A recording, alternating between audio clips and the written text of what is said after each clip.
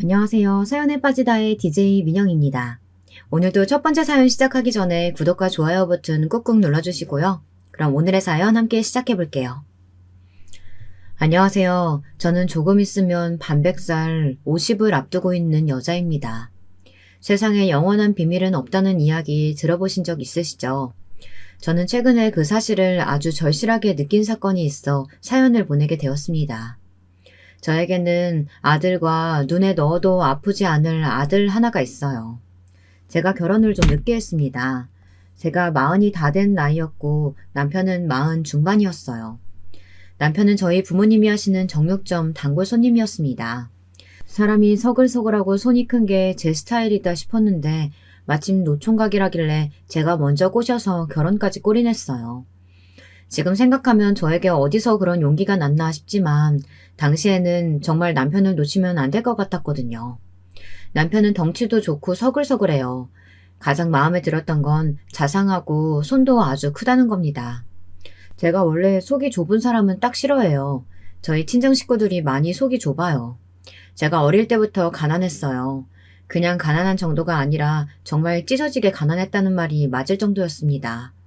아버지가 작은 사업을 하시다 망해버리는 바람에 가족들이 뿔뿔이 흩어져 살았습니다. 저희 부모님은 저와 형제들을 시골 할머니 댁에 맡기고 서울로 돈을 벌러 올라가 버리셨어요.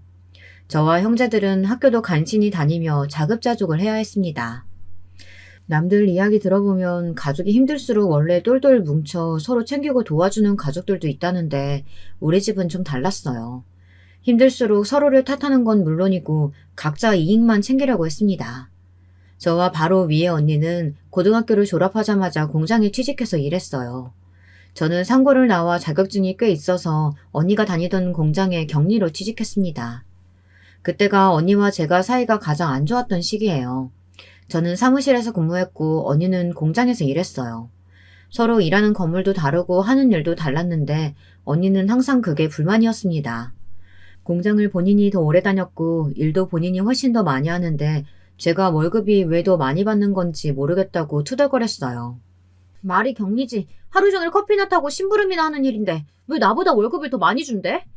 네가 사장한테 말 좀 잘해서 나도 좀 사무실에서 써달라고 말 좀 해봐. 나도 커피 잘 타고 심부름도 잘해.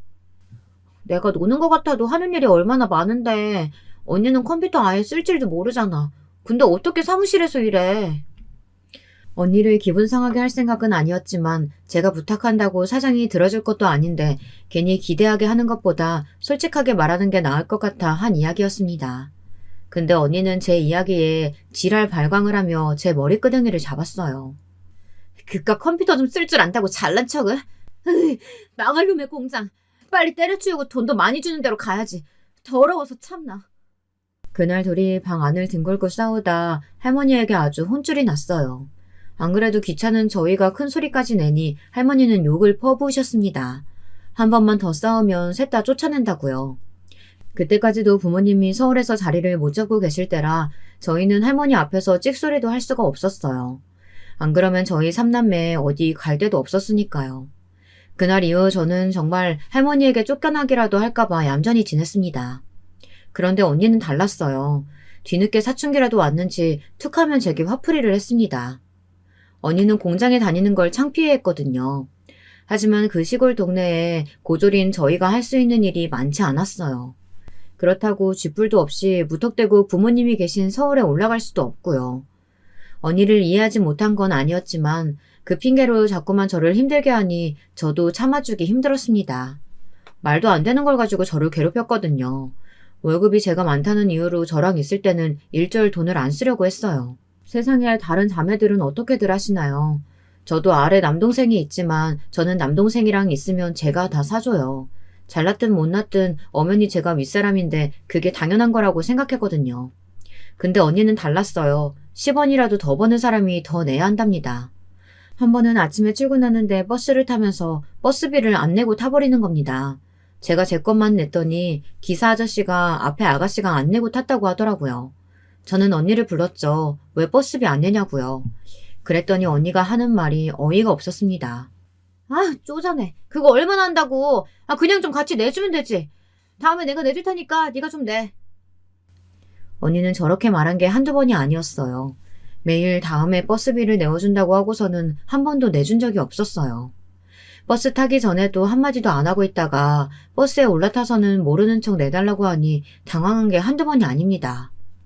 저도 처음엔 언니니까 당연히 내줄 수 있지 싶어서 몇 번 별 생각 없이 내줬었는데 이게 반복되니 언제부터는 빈정이 팍 상하더군요. 거기서 끝이 아니었어요.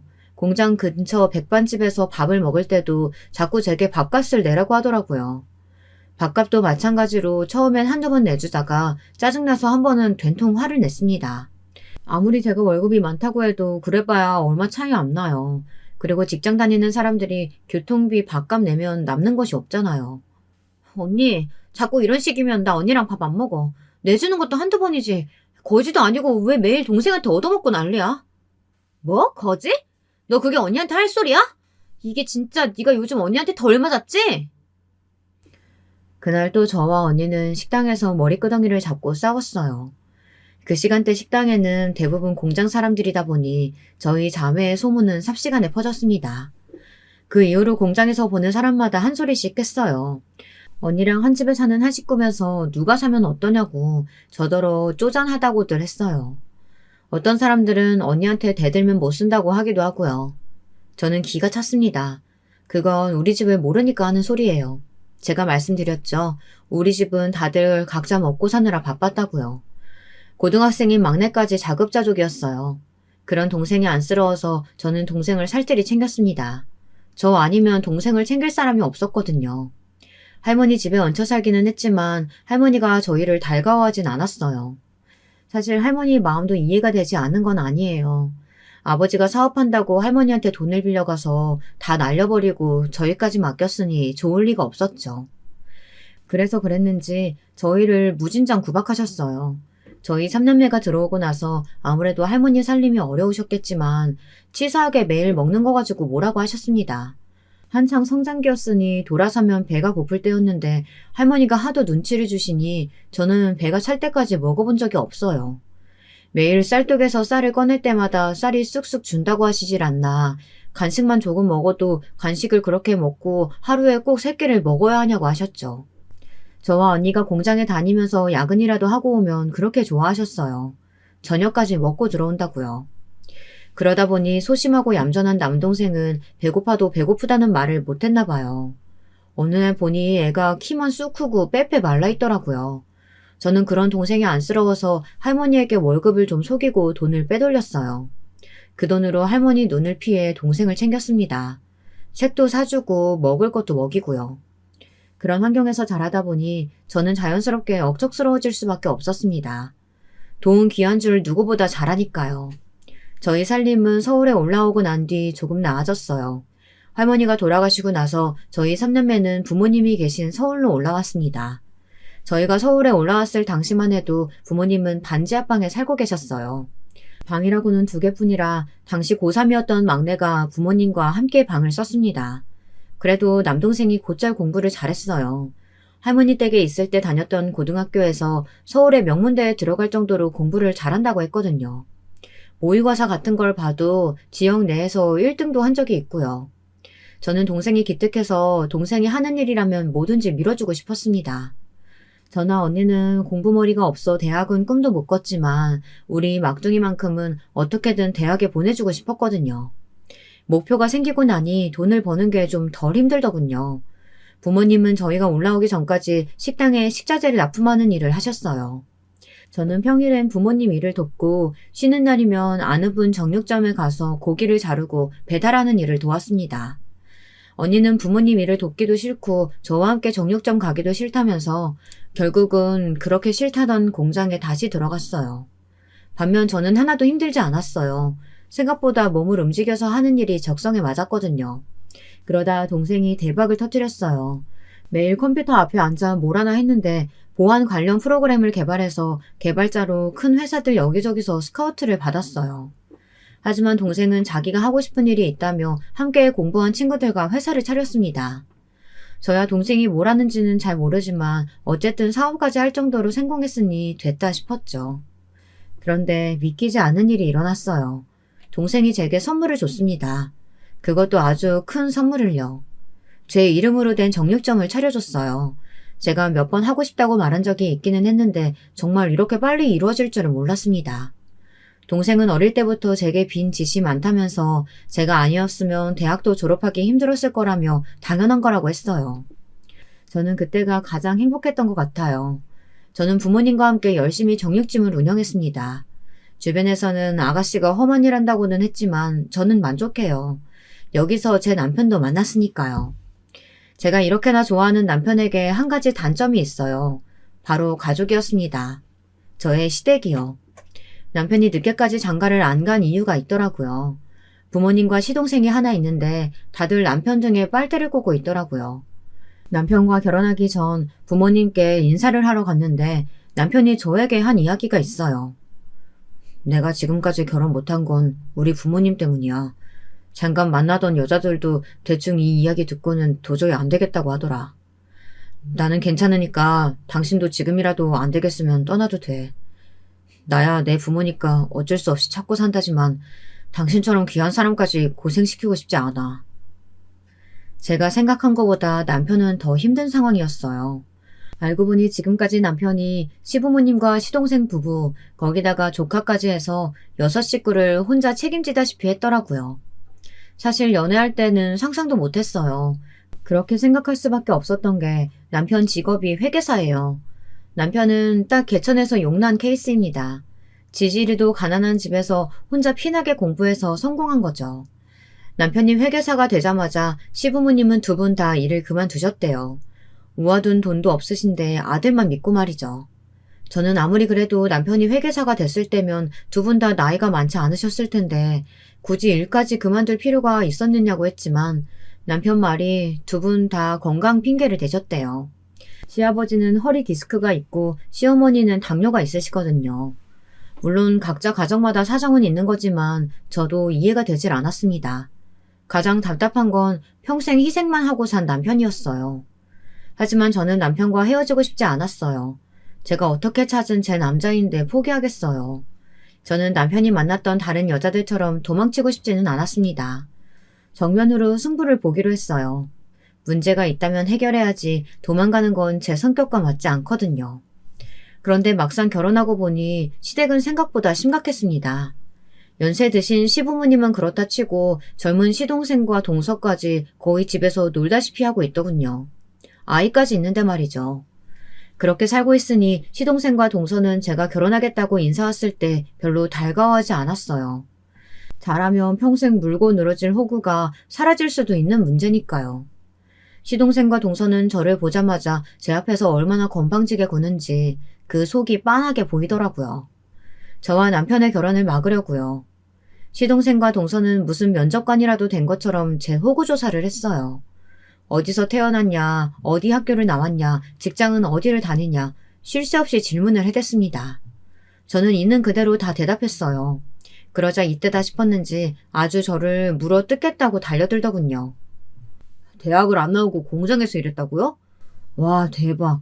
우리 형이 아무리 노총각이라도 명색이 서울대 나온 남잔데 수준이 떨어져도 너무 떨어지는 거 아니에요? 그러게.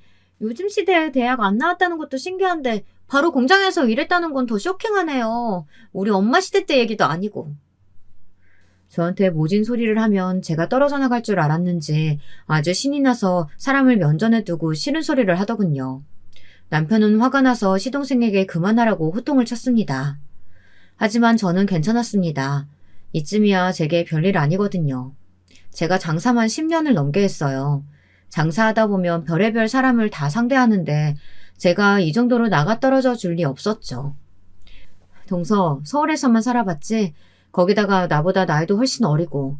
그럼 거의 동서 어머니랑 내가 살아온 세대가 별로 다르지 않을 수 있어.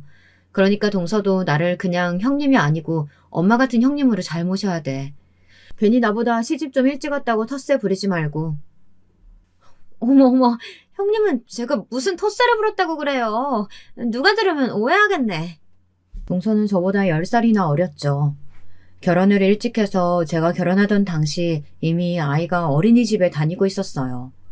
알고 보니 동서와 시동생은 대학 때 만나 사고를 쳐서 결혼했다더라고요. 그랬으니 제대로 돈도 벌기 전 살림부터 차린 거죠. 덕분에 남편이 시동생네까지 책임지다시피 한 겁니다. 남편은 힘들게 번 돈으로 가족들이 모두 다 함께 살 수 있는 2층짜리 작은 주택을 샀어요. 동네가 좀 외지기는 하지만 그래도 온 식구가 같이 살 수 있으니 시부모님께서 좋아하신다고 남편은 출퇴근 왕복 3시간씩 걸려가며 그 집에서 살았더라고요. 남편은 거의 회사에서 살다시피 하다 보니 독립해 나와 살려고도 노력해봤지만 온 가족이 다 못 나가게 막는 바람에 독립을 못했다고 하더라고요. 안 봐도 비디오예요. 남편이 출근하느라 힘들어하는 걸 뻔히 알면서도 다 큰 아들 독립 못 시키는 데는 이유는 딱 하나죠. 집안의 유일한 호구를 멀리 보낼 수 없었을 테니까요. 저는 결혼 준비를 할 때 바로 알았어요. 저희 살 신혼집을 구하는데 무조건 시댁 가까이에 살아야 한다고 하더라고요. 저와 부모님이 운영하는 정육점도 시댁에서 멀지 않아요. 그래도 저는 친정 부모님이 사시는 같은 아파트 단지 신혼집으로 구할 생각이었어요. 꼭 친정 근처라서가 아니라 제가 살아보니 신축에 가격도 비싸지 않고 저희 부부 예산에 그런 집을 구하기 쉽지 않아 딱 좋았거든요. 그런데 시부모님은 노발대발이었습니다. 준석이 우리 집 장남이야. 누가 장남을 처가 근처로 보낸다니? 난 절대 허락 못하니까 무조건 우리 집으로 들어오든지 아니면 우리 집 근처에 구해. 어머니, 처가 근처라 꼭 그쪽으로 가는 건 아니에요. 그쪽이 위치도 좋고 예산에도 맞아서 여러 면에서 고려해보고 결정한 거예요.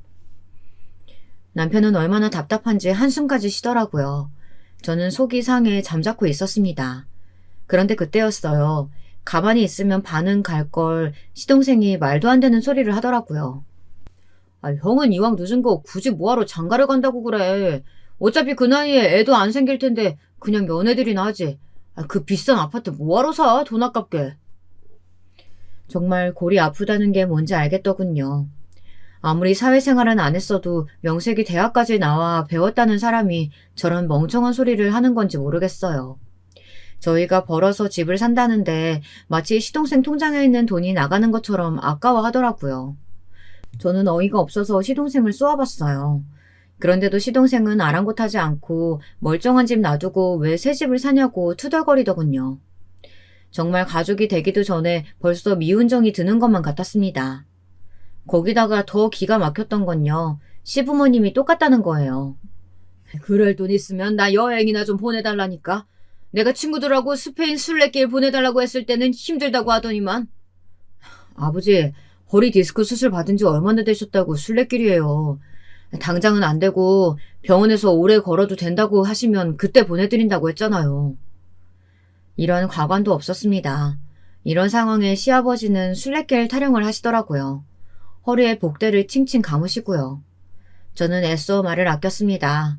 제 성질대로 했다가는 괜히 남편과 시부모님 사이까지 틀어질 것 같아서요. 아들이 장가 간다는데 누구 하나 축하해주는 사람 없고 다들 못 잡아먹어서 안달이더군요. 남편은 듣다 참기 힘들었는지 그만 좀 하시라고 자기도 이제 40대 중반이라면서 알아서 하겠다는 소리를 지르고 자리에서 일어났습니다. 저는 끓어오르는 분노를 애써 참고 인사라도 드리고 돌아가려고 주방 안쪽으로 들어갔습니다. 그런데 시어머니와 동서가 둘이 궁시렁거리고 있더군요. 저 여자 분명히 아주버님 직업 보고 달려든 거라니까요. 그게 아니면 저 나이에 굳이 결혼을 왜 해요? 내 아들이지만 정말 이해가 안 된다니까. 지가 뭐가 못나서 정육점에서 고기나 자르는 나이 많은 여자랑 결혼하냐고. 대체 뭘 보고. 저도 처음 들었을 때 엄청 놀랐다니까요. 지금까지 장가 안 가고 계시길래 눈 엄청 높으신가 했더니만 40 다 된 아줌마가 뭐래요? 내가 나이는 좀 많아도 어디 가서 아줌마라는 소리는 아직 안 듣는데 예비동서가 말을 좀 함부로 하네. 저도 웬만하면 그냥 모르는 척 돌아가려고 했는데 도저히 화가 나서 그냥 못 가겠더라고요. 제가 주방 안까지 들어가고 나서야 화들짝 놀란 동서는 애써 남편이 연애도 오래 안 했는데 너무 빠르게 결혼을 결정한 것 같아 걱정돼서 한 소리라고 둘러대더군요.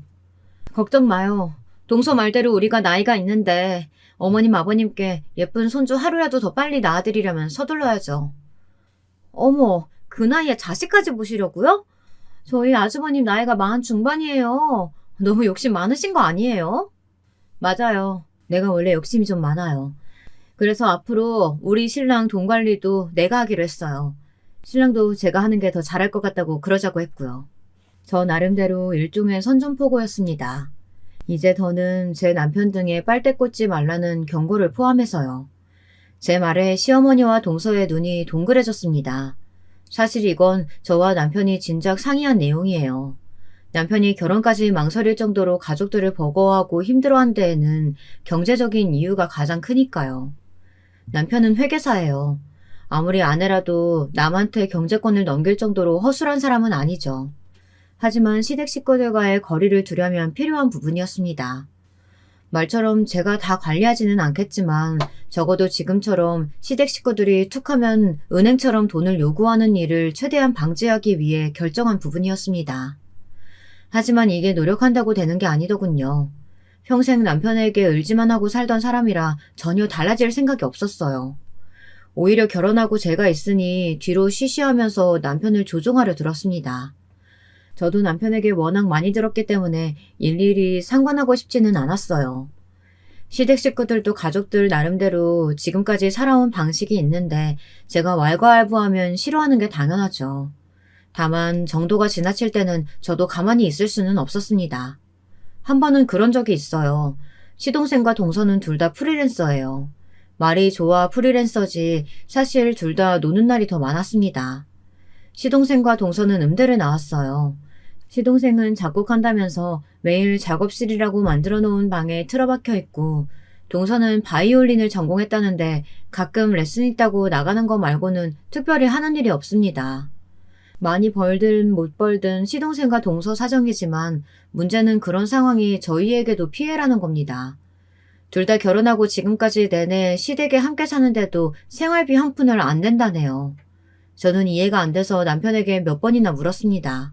아무리 그래도 아이까지 세 식구가 얹혀 살면서 어떻게 생활비도 안 내고 사냐고요.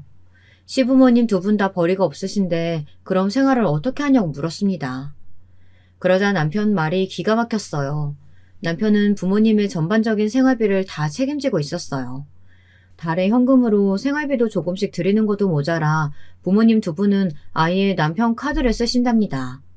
이제야 이해가 됐어요. 동서와 시동생이 돈 벌 생각을 왜 안 했는지 말이죠. 동서와 시동생은 철없던 시절에 결혼해 아이를 낳고 지금까지 시부모님 신세 지는 걸 당연하게 생각했어요. 먹는 거부터 입는 거 쓰는 거 몽땅 다 시부모님에게 얹혀서 생활한 겁니다. 결론은 남편 돈으로 5 식구가 먹고 산 거죠. 더 화가 나는 건 가족들의 씀씀이었어요. 남편은 돈 아깝다고 10년이 넘은 차로 왕복 3시간씩 운전해가며 출퇴근을 해요. 그렇게 힘들게 번 돈으로 시아버지는 골프를 치시고 시어머니는 매년 해외여행을 가십니다. 그뿐만이 아니에요. 시동생과 동서는 시부모님을 졸라서 툭하면 백화점에 가서 쇼핑을 해댑니다. 명색이 음악하는 사람들이라 겉으로 보이는 게 매우 중요하다면서요. 이제야 남편이 버는 거에 비해 모아놓은 돈이 왜 그렇게 없었는지 이해가 됐어요. 결혼할 때 신혼집도 거의 다 제 돈으로 산 거나 다름없었거든요. 회계사가 아무리 잘 벌어도 지금까지 6 식구를 책임졌으니 그럴만 했습니다. 저는 도저히 이해가 되질 않아 남편에게 억울하지 않느냐고 물었어요. 그러자 남편이 해탈한 사람처럼 웃더군요. 그래서 내가 당신한테 다시 한번 생각해보라고 한 거야. 나한테 많이 실망했지? 남편은 오히려 제게 미안해했습니다. 저는 남편이 시댁 생활비 대주고 있다는 게 아깝다기보다는 남편이 안쓰러웠습니다. 평생 가장으로 살다시피 하면서 가족들을 부양한 남편이 불쌍했어요. 사실 제가 남편에게 반한 이유가 한 가지 더 있어요. 남편의 낡은 구두였습니다. 정육점에 와서 항상 좋은 고기를 잔뜩 사서 가는데 구두는 항상 같은 구두였거든요. 오래돼서 색도 바라고 뒤꿈치가 다 낡아 있었어요. 그 모습에 저는 가족을 위해 엄청 열심히 일하는 가장이구나 싶었습니다. 그 모습이 멋있어 보였고요. 그래서 남편이 결혼 안 한 노총각이라고 했을 때 더 놀란 겁니다. 남편은 제가 뭘 사줄 때마다 그렇게 좋아해요. 누가 물건을 골라서 사준 적이 별로 없대요. 자기도 일만 하느라 뭘 사러 다닐 시간도 없었고요. 저는 그런 남편이 안쓰러워 어딜 가나 남편 물건을 꼭 사다 줍니다. 아주 작은 거라도요. 사소한 걸 사다 줘도 어린아이처럼 좋아해요. 남편의 주변 사람들은 말해도 믿지 못할 거예요. 남편처럼 돈도 잘 벌고 잘 나가는 사람이 자기가 번 돈을 쓸 줄도 모르는 모습을 보면 말이죠. 그러다 결국은 제가 나서야 할 일이 생기고 말았습니다. 어느 날이었어요. 시어머니께서 집에 와서 저녁을 먹으라고 해서 남편과 함께 갔습니다. 그런데 상다리가 휘어지게 차려놨더군요. 저는 힘들게 뭘 이렇게 많이 차리셨냐고 했습니다. 그러자 시어머니께서 하신다는 말씀이 그 많은 걸 동서가 다 차렸다고 하더라고요. 우리 둘째가 화려하게 생기고 평생 바이올린만 쳐서 살림은 아예 못할 줄 알았는데 솜씨가 얼마나 좋은지 몰라. 우리 장남이 옛날부터 둘째가 만든 음식이라면 자다가도 벌떡 일어나서 먹는다니까. 맞아요. 아주버님이 제가 만든 갈비찜 좋아하셔서 잔뜩 했어요. 따로 반찬통에 담아놨으니까 가실 때 꼭 챙겨가세요. 시어머니와 동서의 알랑방귀에 남편은 아주 좋아 죽더군요. 하지만 저는 어쩐지 불안했어요. 시부모님이야 항상 남편이라면 떠받드셨지만 동서가 저 정도로 적극적인 건 처음 보았거든요. 그런데 역시나 제 눈은 못 속입니다. 동서는 역시나 꿍꿍이가 있었어요. 남편에게 바라는 게 있었습니다. 상의도 없이 혼자 바이올린 레슨을 전문적으로 할 수 있는 연습실을 알아보고 다녔더라고요. 마침 좋은 자리가 있다면서 계약하고 싶다는 겁니다. 저는 애써 모르는 척 동서에게 알아서 계약하면 되지 왜 우리한테 말 안 했냐고 말을 잘라버렸습니다. 양심이 있으면 뒷이야기 하지 않겠지 싶어서요. 하지만 그냥 넘어갈 동서가 아니었어요. 우리 수호 유치원 들어간 거 아시죠? 이제 배울 것도 많고 돈 들어갈 때도 많은데 저희 수입으로는 턱도 없어요. 제가 뭐라도 해서 우리 세 식구 살아야죠. 동서는 하소연을 늘어놨습니다. 언제까지 시댁에 얹혀 살 수는 없으니 본인들도 경제적으로 독립하려면 이 방법밖에 없답니다. 그러면서 한다는 말이 너무 당당하게 남편에게 연습실을 계약해달라네요. 보증금이랑 인테리어 비용만 내주면 그 후로는 자기가 어떻게든 해보겠다고요. 동서 말이 너무 당당해서 누가 보면 남편에게 돈이라도 맡겨놓은 줄 알겠더군요. 저는 그게 말이 되는 소리냐고 따졌습니다. 동서 학원 보증금을 왜 우리 남편이 내주냐고요. 제 말 한마디에 시댁 식구들이 아주 똘똘 뭉쳐 저를 몰아붙이더군요. 준석이는 세아가 네 남편이기 전에 내 아들이야. 제가 대학 다니고 시험 공부하는 동안 나랑 너희 아버지가 그 뒷바라지 다 했는데 이제 와서 이러면 안 되지. 이제 막 시집온 세아기 네가 뭘 한다고 끼어들어. 네가 들어오기 전부터 우리 집안에는 엄연한 질서가 있었어. 며느리라는 게 괜히 분란 일으키지 말고 얌전히 있어라. 시부모님의 호통에 저는 기가 차서 말문이 막혔어요. 이럴 때는 저를 이방인 취급하더군요. 억울해서 한마디 하려는데 남편이 제 손을 지그시 잡았습니다. 그러고는 단호하게 말했어요. 재수씨 말 알아들었어요. 재수씨 말대로 그 레슨 연습실 계약해요. 내가 보증금이랑 공사는 해줄게요. 단 빌려주는 거예요. 재수씨가 새 식구는 알아서 책임진다고 했으니까 앞으로는 부모님께 손 벌리지 말고 알아서 살아요. 부모님께 생활비도 드리고 내 돈도 당연히 갚아야 하고요. 형, 아직 연습실은 시작도 안 했는데 무슨 벌써 생활비를 드려. 우리가 우선 상황을 보고 그때 가서. 상황은 지금까지도 많이 봐줬어. 안 그래도 이야기하려고 했는데 네 형수 아이 가졌다. 나도 이제 내 처자식 챙기느라 바쁘니까 너희는 너희가 알아서 살아. 그리고 어머님 아버님도 카드 한도 조정했어요. 말씀드린 대로 저도 이제 한 가정의 가장이니 지금처럼은 못 도와드려요. 남편의 처음 보는 모습이었습니다. 드디어 남편이 알을 깨고 나왔더라고요. 제가 아이를 가진 게 남편에게도 큰 계기가 된 것 같아요. 남편과 제가 둘 다 나이가 많아서 아이는 기대하지 않았었는데 자연 임신이 됐습니다. 저와 남편은 안정기에 들어서면 시부모님께 말씀드리려고 했어요. 하지만 상황이 상황인지라 할 수 없이 일찍 말하게 됐어요. 그래도 시부모님은 너무 좋아하셨습니다. 당연히 저의 임신 소식에 조금 전 동서와의 일은 자연스레 잊혀진 것 같더라고요. 시아버지도 신이 나서는 남편에게 편한 대로 하라고 하셨습니다. 식구가 하나 더 늘었으니 가족들이 하나로 뭉쳐 허리띠를 졸라매야 한다고요. 둘째 너, 우리 장남이 큰맘 먹고 도와주는 거니까 이번 일은 포기하지 말고 어떻게든 잘 해내. 그래서 나도 우리 둘째 아들한테 생활비 좀 받아보자. 그날 이후 남편은 정말 동서가 눈도장을 찍어뒀다는 연습실 보증금을 빌려줬어요. 인테리어까지 싹 다 고쳐주고요. 저는 이게 잘한 건지 모르겠어요. 남편이 빌려준 돈은 무조건 갚으라고 단호하게 말하기는 했지만 그게 언제가 될지는 모르는 일이니까요. 솔직히 돈이야 갚든지 말든지 모르겠어요. 최소한 시부모님께 생활비라도 드렸으면 좋겠더군요. 동서와 시동생이 그렇게라도 노력하면 남편이 한시름 놓을 것 같아서요. 저에게 미안해서 남편이 가족들 앞에서는 말을 단호하게 했지만 마음은 편할 리 없어요. 지금까지 평생 가장으로 산 사람이잖아요. 그게 가족들의 강요로만 이루어진 일은 아닐 테니 마음이 불편하겠죠. 저도 그 마음은 잘 알아요. 남편도 시작은 항상 고생만 하는 가족들을 위해 조금이나마 편하게 살았으면 하는 마음으로 희생하고 헌신한 거였을 거예요. 그런데 언제부턴가 가족들은 받는 거에 익숙해졌겠죠. 친정도 시댁과 별반 다르지 않았기 때문에 저도 열심히 정육점 일을 하는 겁니다. 동생이 좀 잘 나간다고 해서 거기에만 기대고 싶지 않았거든요. 그런데 세상은 참 제 맘 같지 않아요. 저희 시댁은 조용한 날이 없었습니다. 저희 아들이 3돌 정도 지났을 때예요. 명절날 오랜만에 가족들이 다 모였는데 이야기를 하다 보니 내년에 동선의 아들이 초등학교에 간다는 말이 나왔어요. 저는 깜짝 놀랐습니다. 제가 결혼할 당시에 저희 아들만 했던 조카가 벌써 학교에 간다고 하니 신기하더라고요. 저는 큰엄마가 가방이랑 입학식 때 입을 옷을 사주겠다고 조카와 손가락을 걸고 약속했어요.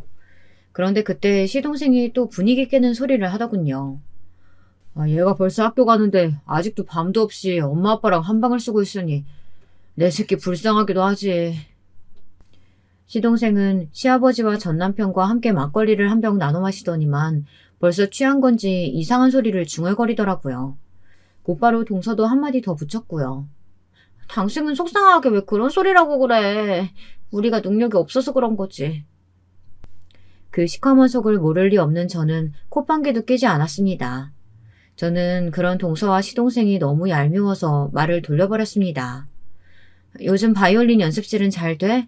계약하고 인테리어 할 때까지만 해도 연습실만 차리면 아파트라도 하나 살 것처럼 굴더니만 영 소식이 없네.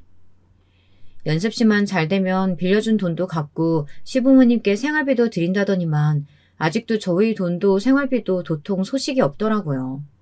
빌린 돈도 못 갚고 시부모님한테 생활비도 못 주면서 어디서 아들 방 타령인지 기가 막혔습니다. 제 말이 거슬렸는지 동서 표정이 확 바뀌더니 정색을 하더군요. 이 동네 구린 거 형님도 잘 아시잖아요. 집값도 싸고 사람들 수준도 낮으니 바이올린 배우겠다는 사람이 도통 없어요. 매달 월세 내느라 아주 죽겠다니까요. 동서는 매일 같은 소리였습니다. 월세 내느라 힘들어 죽겠다는 소리를 몇 년째 듣는지 모르겠어요. 시동생도 마찬가지였어요. 애 하나 키우는데 돈이 얼마나 들어가는지 나가서 막노동이라도 뛰어야 하나 고민이라고 하더군요. 심각한 얼굴을 하고서요. 제가 보기엔 다 연기인 것 같았는데 역시나 착한 남편 눈에는 다르게 보였나 봐요. 동서와 시동생의 하소연을 잠자코 듣고 있던 남편은 시동생이 안쓰러운지 나름 고민을 해서 해결책을 찾아주려 노력하더군요. 시댁에 원래 남편이 쓰던 방이 있어요. 큰 방은 아니지만 침대와 책상, 옷장이 들어갈 정도의 크기예요. 가끔 저희 부부가 시댁에 가면 쓰는 방인데요. 남편은 그 방을 조카방으로 쓰라고 하더군요. 침대랑 책상도 입학 선물로 새로 사주겠다고요. 저는 답답한 남편의 행동에 절로 한숨이 나왔지만 그러려니 했습니다. 사실 결혼해 나온 지도 오래됐는데 빈 방을 그렇게 둔 게 저도 생각이 짧았다는 생각이 들기도 했고요. 그런데 동서와 시동생의 생각은 그게 아니었어요. 저희가 방을 내어주겠다는데도 시큰둥하더니만 갑자기 방에서 웬 봉투를 들고 나오더라고요. 얘기가 나온 김에 좀 들어보랍니다. 저는 또 무슨 소리를 하려고 저러나 싶어 의심의 눈초리로 시동생을 바라봤어요. 그런데 시동생이 꺼낸 봉투 안에는 웬 아파트 입주 홍보 전단지가 들어있었습니다. 형, 우리 이 집에서 벌써 10년 가까이 산 거 알지? 이사 올 때도 20년이 넘은 집이라고 했는데 낡아도 너무 낡았잖아. 내가 이 집 시세 물어봤더니 요즘 오래된 주택 개조해서 살려는 사람들 많아서 우리 살 때보다 조금 올랐더라고. 이 김에 이 집 팔고 여기 새로 짓는 아파트로 들어가는 거 어때? 아주버님, 저희가 먼저 가서 싹 둘러보고 왔는데요. 집이 진짜 잘 빠졌더라고요. 40평대에 방이 5개나 있어서 우리한테 딱이에요. 그리고 근처에 병원도 있고 공원도 있어서 어머님, 아버님한테도 너무 좋을 것 같아요. 그럼 그렇지. 왜 갑자기 조카 방 이야기를 꺼내나 했습니다. 바이올린 연습장만 구해주면 집을 사서 나간다는 둥 하더니만 결국은 또 남편 도움을 받겠다는 심산이었어요. 저는 듣다가 아무래도 가만히 있으면 안 될 것 같아 나서서 한 소리 했습니다. 여기 나도 아는 동네인데 공사한 업체가 부실공사로 기사 터져서 급하게 싸게 내놓는 거야. 여기도 기사 터진 집이랑 같은 시기에 지어진 거라 안심할 수가 없어. 그런 데를 지금 사는 건 좀 아니지. 대학도 안 나온 형수님이 뭘 안다고 나서요. 이 집은 달라요. 설마 제가 그런 것도 안 알아보고 형한테 이야기하는 거겠어요? 시동생은 눈을 부라리며 제게 나서지 말라고 했습니다. 저는 기가 막혀서 말문이 턱 막히더군요. 아무리 개념이 없어도 그렇지 식구들 다 있는 앞에서 저를 무시하다니요. 그런데 그때였어요. 남편이 무섭게 눈을 뜨며 시동생에게 소리를 버럭 질렀습니다. 윤석이 너 감히 형수한테 무슨 말버릇이야? 네가 이제 보니까 내가 만만하구나. 그래서 내 앞에서 그딴 소리 함부로 짓거리지? 형, 그게 아니고 나는 이제 부모님 연세도 있으시니까 걱정돼서 알아본 거지. 이왕 같은 돈이면 우리 다 같이 좋은 집에 가서 사는 게 낫잖아. 웃기고 있네. 이 집이 왜 우리 집이야? 내 집이지. 낡고 오래돼서 위험하다고? 누가 너더러 이 집에서 10년이나 살래? 지금이라도 이 집 싫으면 너랑 재수씨가 집 구해서 나가면 될 일이지. 어디서 멋대로 집을 팔기는 뭘 팔아. 내가 지금까지 너한테 이런 취급이나 받으려고 네 뒤치다꺼리 실컷 한 줄 알아? 너 당장 형수한테 사과 안 해? 언제나 허허실실 사람 좋게 웃기만 하던 남편이 소리를 지르며 화를 내니 집안은 삽시간에 조용해졌습니다. 어이구 둘째, 너 형한테 한 소리 들을 줄 알았다. 어디 형수한테 버럭버럭 소리를 질러? 아버지, 갑자기 왜 그래? 얼마 전까지만 해도 아버지도 이 집 오래돼서 싫다고 이사가고 싶다면서. 시동생의 울부짖음에도 시부모님은 더는 할 말이 없다는 듯 혀를 차며 방에 들어가 버리셨어요. 남편은 시동생에게 저더러 사과하라고 한 번 더 시켰습니다. 시동생은 결국 저에게 자기가 실수했다고 인정하더라고요. 현재 시부모님과 시동생 부부가 살고 있기는 하지만 이 오래된 주택은 엄연히 남편 명의 집이에요. 부모님이 전세만 전전하시는 게 안타까워서 남편이 돈 벌자마자 힘들게 산 집입니다. 그런 집을 자기들 이익에 이용하려는 동서와 시동생이 얄미운 정도가 아니라 이제는 소름이 끼쳤어요. 그날은 다행히 시부모님이 말려주셔서 그 정도로 일단락 되었습니다. 어쨌든 지금은 집주인인 남편이 팔 생각이 없으니 동서나 시동생도 다시는 말을 꺼내지 않겠지 싶었습니다. 얼마 뒤 조카와 한 약속이니 책가방이라도 하나 사주려고 데리고 백화점에 갔어요. 그런데 아직도 시동생이랑 동서 얼굴이 뾰루퉁하더군요. 저는 기껏 자기 새끼 선물 사주겠다고 멀리까지 데리고 나왔는데 또 왜 저러나 싶었죠. 저는 애써 모르는 척하고 조카에게 마음에 드는 것을 고르라고 했습니다. 그런데 여기저기 매장을 데리고 다니는데 평소 같으면 자기가 더 나서서 고를 동서가 시큰둥하더군요. 저는 애써 참고 다가가서 물었습니다. 왜 가방 안 고르냐고, 가방 필요 없냐고요. 그러자 동서가 팔짱을 끼더니 한다는 말이 역시 동서다웠습니다. 가방 그거 얼마나 한다고 온 식구를 다 나오라고 해요? 그냥 대충 돈이나 좀 보내주면 되지. 와, 사람 본성이라는 게 무섭더군요. 자기들한테 필요하면 아주 알랑방귀를 끼더니만 원하는 대로 해주지 않으니 싹 변해 있었어요. 자기 아들이 보는 앞에서도 말이죠. 형이 형수 앞에서 예의 바르게 하라고 해서 지금까지 참고 있었는데 더는 안 되겠네요. 사실 저희 책가방 필요 없어요. 장모님이 가방 사라고 이미 용돈 주셨거든요. 시동생은 잔뜩 꼬인 말투로 이야기를 했어요. 저와 남편은 그럼 진작 말을 하지 어쨌든 여기까지 왔으니 옷이라도 한 벌 사주겠다고 했습니다. 그런데도 시동생은 여전히 꼬여 있었어요. 아참, 우리 이사 나가기로 했어. 우리가 아무래도 안쓰러웠는지 처가댁에서 좀 도와주시겠다네. 형 좋겠다. 지금까지 내 뒤치다꺼리 하느라 귀찮았을 텐데 내가 알아서 꺼져주니까 속이 다 시원하겠네? 남편이 무슨 그런 소리를 하냐고 한 소리 하려고 하더군요. 제가 옆에서 말렸습니다. 안 그래도 저번 일로 형제끼리 서로 감정이 상해 있는데 시동생과 동서가 시댁을 나가는 마당에 서로 얼굴 붉혀봐야 좋을 거 없을 것 같아서요. 저는 애써 웃는 얼굴로 잘 됐다고 축하를 해줬습니다. 나중에 이사할 때 필요한 거 있으면 이야기하라고도 했어요. 그렇게 시간이 흘렀습니다. 동서와 시동생이 시댁을 나가고 나니 나름대로 평화로운 나날이었어요.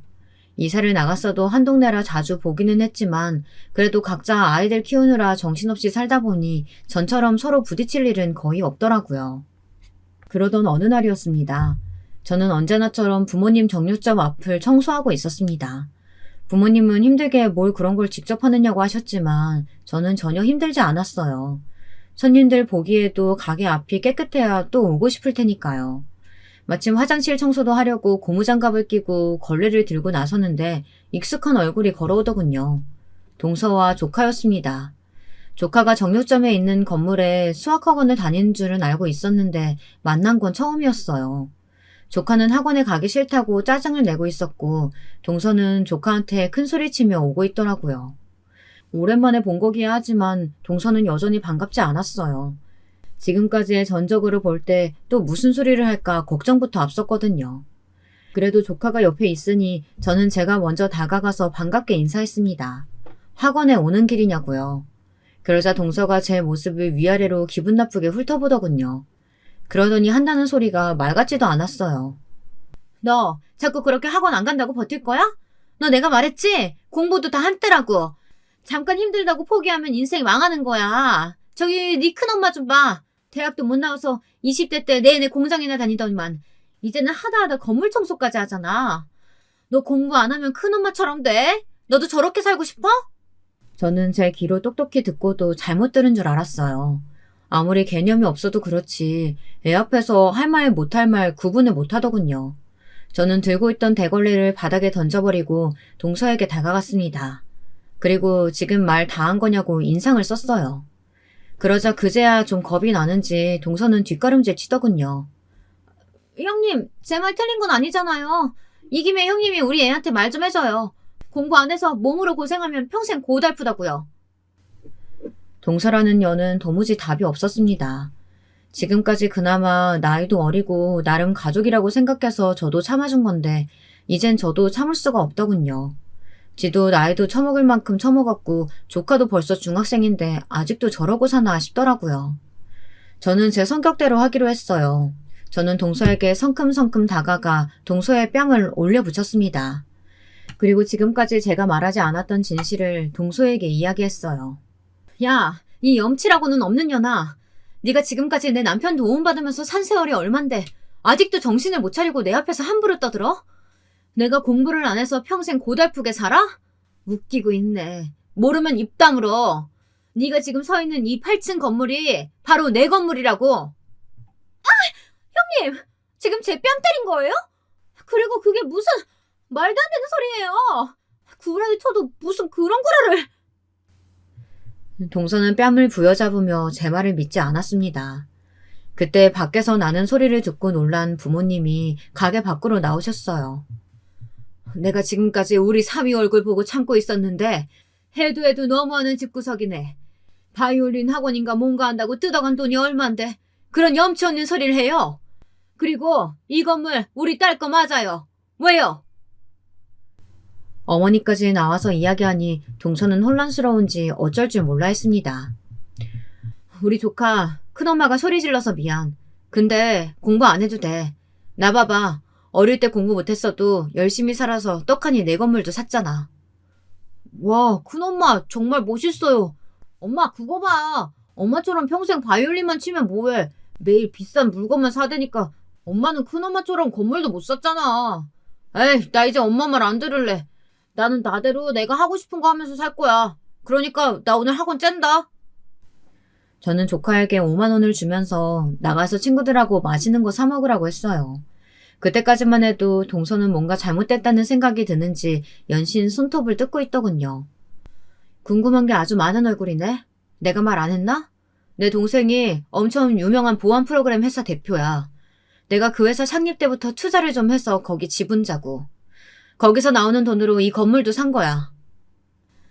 네, 맞습니다. 저도 동생 덕을 봤다면 보고 산 사람이에요. 동생한테 투자한 덕분에 노후 준비가 완벽하게 된 상태였죠. 제 말에 동서는 입을 다물지 못하더니 금세 태도를 바꾸더라고요. 정말 형님 속은 모르겠다니까요. 이렇게 좋은 건물 가지고 계셨으면서 왜 지금까지 말 한마디 안 하셨어요? 우리가 빈대라도 붙을까봐 말씀 안 하신 거예요?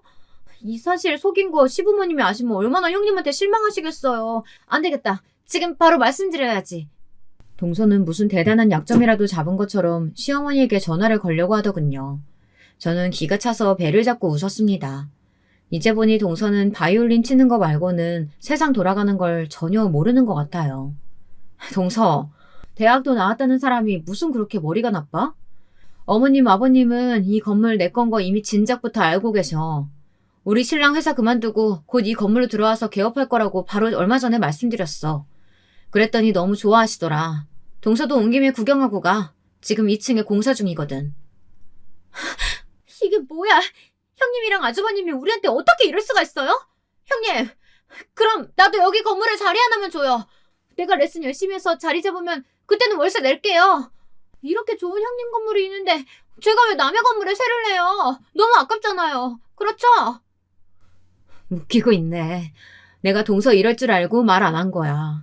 나는 내 남편이랑 달라. 계산은 확실히 하는 사람이라고. 내 건물 들어오고 싶으면 정당하게 보증금 내고 들어와. 거지같이 빌붙으려고 하지 말고. 근데 그게 가능하겠어? 듣자 하니 동서 지금 있는 연습실 월세도 못 내가지고 보증금 다 까였다며? 그래서 우리 돈이나 갚겠어? 저는 제 할 말만 하고 가게로 들어가려고 몸을 돌렸습니다. 그런데 그때 동서는 제 바지가랑이를 잡고 늘어졌습니다. 이래저래 다급하겠죠.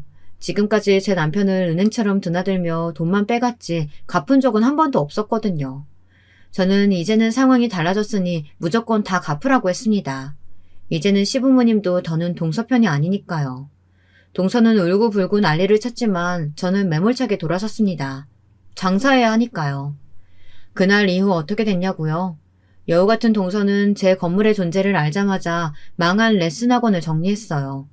그 이후에 제 건물에서 다시 시작해보겠다고 몇 번을 말했지만 저는 싹 무시해버렸습니다. 보증금 안 가져오면 절대 안 받아준다고 했어요. 동서는 더는 제 앞에서 찍소리도 못해요. 제가 눈만 마주치면 돈 언제 갚을 거냐고 물어보거든요. 저도 이렇게까지 하고 싶지는 않지만 동서와 시동생을 위해서 남편처럼 무르게 구는 건 좋은 방법이 아닌 것 같아요. 군말 없이 챙겨주고 도와주면 뭐래요. 고마운 줄 모르고 사람을 무시하기까지 하는데요. 저는 이번 기회에 아주 동서를 참교육해서 사람 좀 만들어 볼랍니다. 현명한 유부 선배님들 동서를 참교육할 만한 방법 있으시면 댓글로 남겨주세요. 참고하도록 하겠습니다. 저의 긴 이야기 들어주셔서 감사합니다. 여러분, 두 번째 사연 시작하기 전에 좋아요와 구독 꼭 눌러주실 거죠? 그럼 두 번째 사연 지금 시작합니다.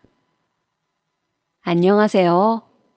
저는 흔히 사람들이 말하는 이 나이껏 아직 결혼도 안 한 40대 여자예요. 오래전 겪은 가슴이 먹먹한 일들로 여전히 마음이 편치 않지만 겨우 기운을 내서 제 얘기를 털어내봅니다. 저보다 더 가련하고 힘들었던 제 엄마를 생각하면 이렇게라도 해야 될 것 같거든요. 일단 엄마의 얘기를 꺼내려고 하니까 눈물부터 먼저 앞서는 것 같아요. 엄마 정말이지 너무 고생 많이 하시고 사셨거든요. 누구나 자기 부모님을 떠올리면 울컥한다고 하지만 우리 엄마와 저의 관계는 한층 더 이런 게 심하지 않나 싶어요. 우리 엄마는 1944년에 태어나셨고 그다지 있지도 않은 집에서 살면서 엄청나게 고생을 하셨답니다. 실질적으로는 부잣집이긴 했는데 엄마의 신분은 유복하게 살아갈 수가 없는 상태였어요. 다름 아닌 우리 외할머니가 엄연히 그 집안의 본처가 아니셨기 때문일지도 모르겠어요. 흔히 큰어머니, 작은어머니 같은 호칭으로 불리우며 집의 흐름이 좀 이상하게 갔었던 것 같아요. 당시 그런 일은 드문 일도 아니었고 엄마는 그 일을 추억할 때면 가끔 이렇게 말을 하셨답니다. 정말 난리도 아니었어. 툭하면 큰어머니가 회초리를 들고 나를 때렸다니까. 정말 어찌나 입에 못 담을 욕을 하던지 나는 서러워 죽겠는데도 눈물도 흘릴 수가 없었어. 울면 더 얻어맞았거든. 이 일을 들을 때마다 그 이름도 모르는 엄마의 큰어머니가 어릴 적 얼마나 미웠는지 몰라요. 태어난 게 우리 엄마 잘못은 아닌데 말이에요. 하지만 저도 나중에 철이 들어서 생각을 해보니 아무리 천문화가 만연했다고 하지만 결코 자기 배우자의 외도가 좋게 보일 리 만무하잖아요. 외할머니는 저를 태어나서 본 적이 한 번도 없지만 아무튼 나에게 애틋한 핏줄이 남에게 폐를 끼친 것은 분명하다는 생각이 들더군요. 우리 엄마는 그 집에 사는 동안 그렇게 차별을 당하고 얻어맞고 그나마 할아버지가 가끔씩 엄마를 몰래 불러내어 달래주시곤 했대요. 영순아, 이리 와라. 여기 깨언 몰래 가지고 왔다. 떡이랑 실컷 먹어봐라. 이렇게 몰래 갖다 주시면 정말 시간 가는 줄 모르고 몰래 뒷방에 숨어서 그렇게 늘어지게 먹었다는 거예요. 아이고, 말도 마라. 어린 나이에 배는 고프지 눈칫밥만 먹어가지고 눈은 빼꼼하지. 그 당시에는 서럽다는 생각도 못했어. 큰어머니네 자식들도 만만치 않게 나를 괴롭혔어. 우리 엄마가 낳은 자식이 나 하나밖에 없으니 누구 하나 내 편 들어주지도 않고 툭하면 그렇게 찔러대는 거야. 우리 엄마 손등에 난 상처가 있는데 이때 그 큰어머니의 자식들이 그렇게 툭하면 붙잡아두고 괴롭히고 힘들게 했다는 거예요. 나이도 너댓 살씩이나 많으면서 어지간히 우리 엄마가 미웠나 봐요. 어떤 날은 산에 몰래 버려두고 도망가기도 하고 그때는 엄마가 정말 죽을 힘을 다해 울었다고 하시더군요. 안 그러면 정말 너무 무서운 거야. 어린 나이에도 툭하면 저기 어디서 군인들이 쳐들어와서 잡아간다는 말을 들었으니까 말이야. 근데 언니 오빠들이 그 사실을 알고 나를 뒷산에 버려두고 간 거 있지? 아무리 울고불고 사정을 해도 돌아오질 않는 거야. 그때 뒷산에 올라온 할머니들 아니었으면 나는 집에 못 갔지. 정말 이렇게 밉살스러울 정도로 우리 엄마를 힘들게 했던 그 남매들은 이후 6.25 전쟁이 터지고 난 뒤에 겨우겨우 소식을 듣게 되었다고 해요. 희한한 거야. 나중에 다들 동네로 어찌어찌들 돌아왔거든. 옆집에 살던 할머니네부터 해서 몇몇 얼굴을 알아보겠더라고. 근데 우리 엄마랑 힘들게 와보니 큰어머니네 자식 중 한 명은 피난 중에 길에서 죽었다고 하더라. 나를 제일 진득하게 괴롭혔던 언니가 하나 있어. 이 손등에 상처가 나는데도 아랑곳하지 않고 밉살맞게 괴롭혔던 언니 말이야. 그 언니분은 당시 우리 엄마보다 나이가 더 많았으니까 아마 지금으로 치면 초등학교 3, 4학년쯤은 되었을 텐데요. 피난길에 무슨 연유인지 모르지만 그렇게 하늘나라로 갔다고 하더군요. 남아있는 자식은 아들 하나뿐이라 큰어머니는 필사적으로 아들을 지키겠다고 아주 혈안이 되었다고 해요. 그런데 우리 외할머니는 우리 엄마 아래로 동생을 또 낳았던 거예요.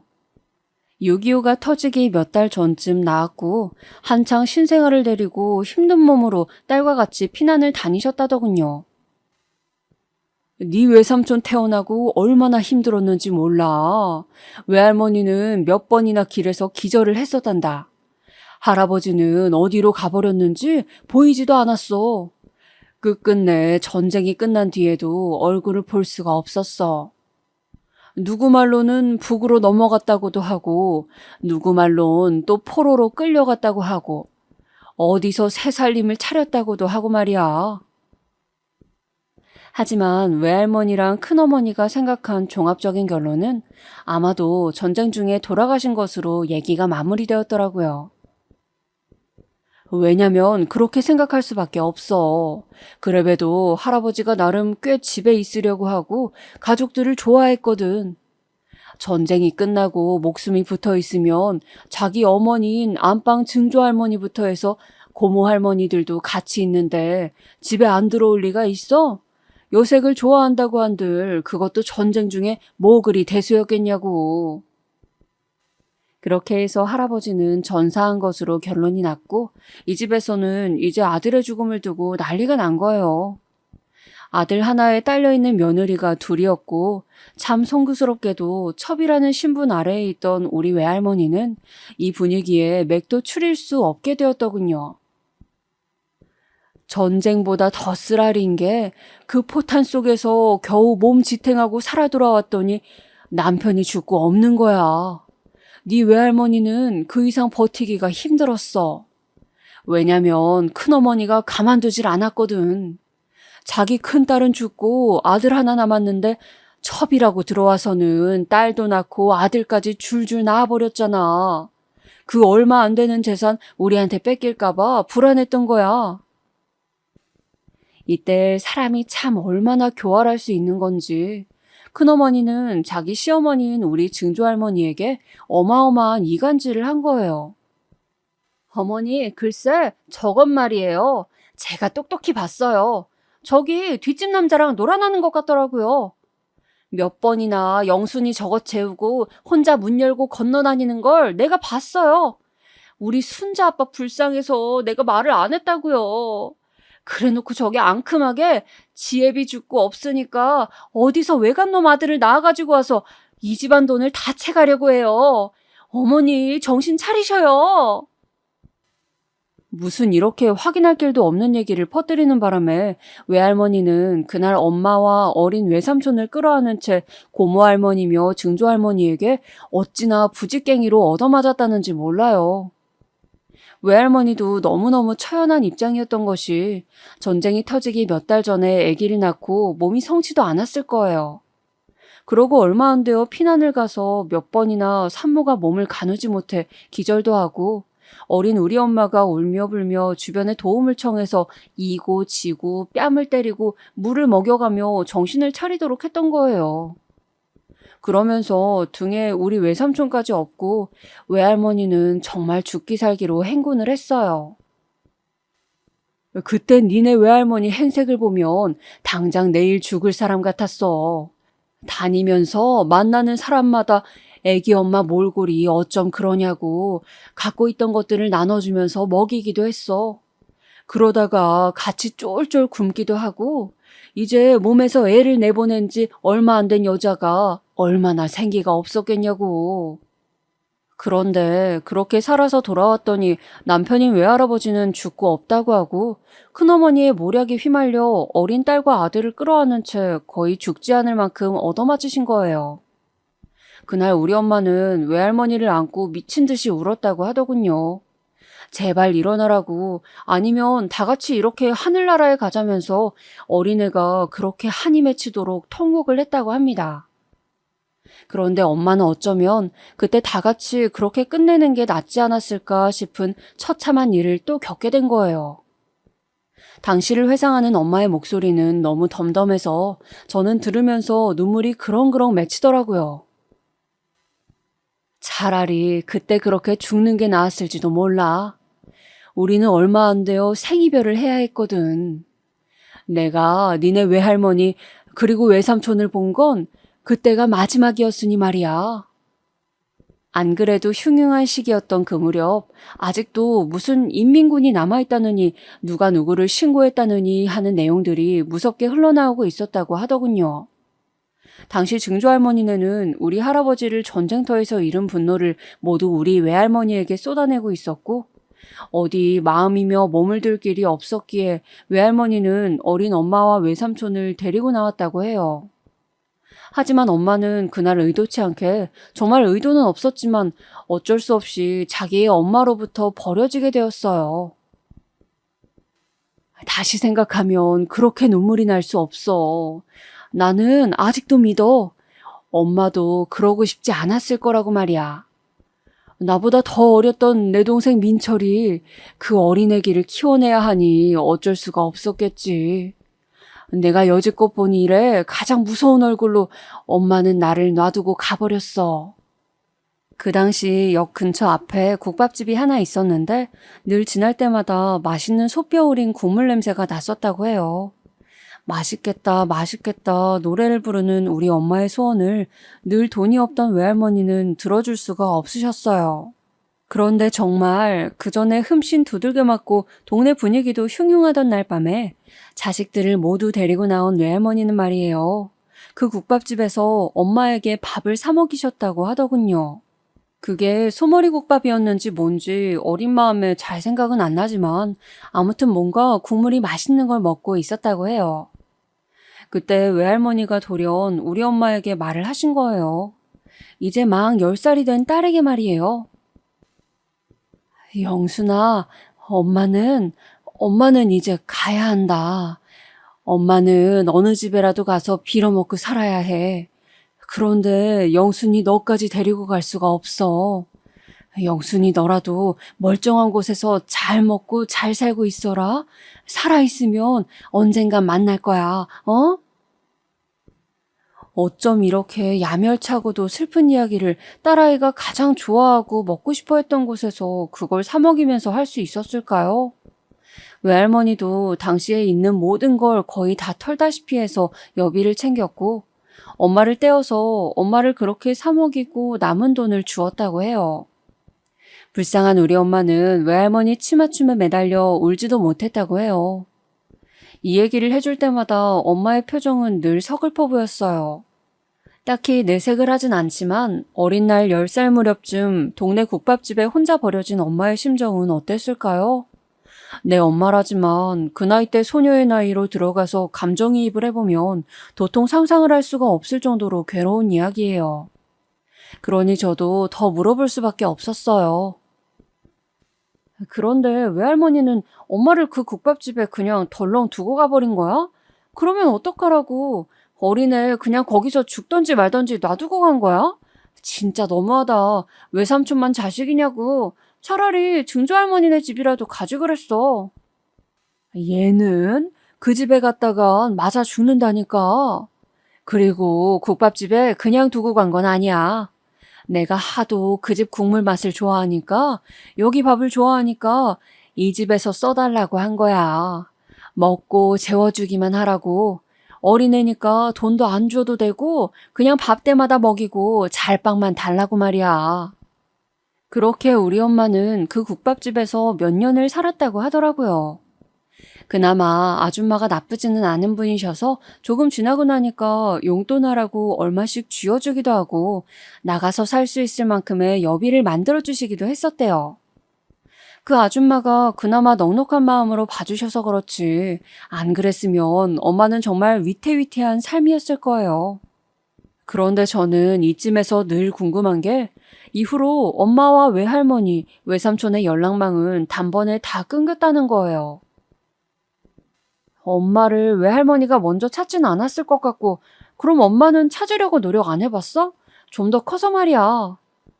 그 말에 엄마는 한참을 생각하더니 굳은 얼굴로 고개를 저으시는데 이 부분은 참 마음이 아팠어요.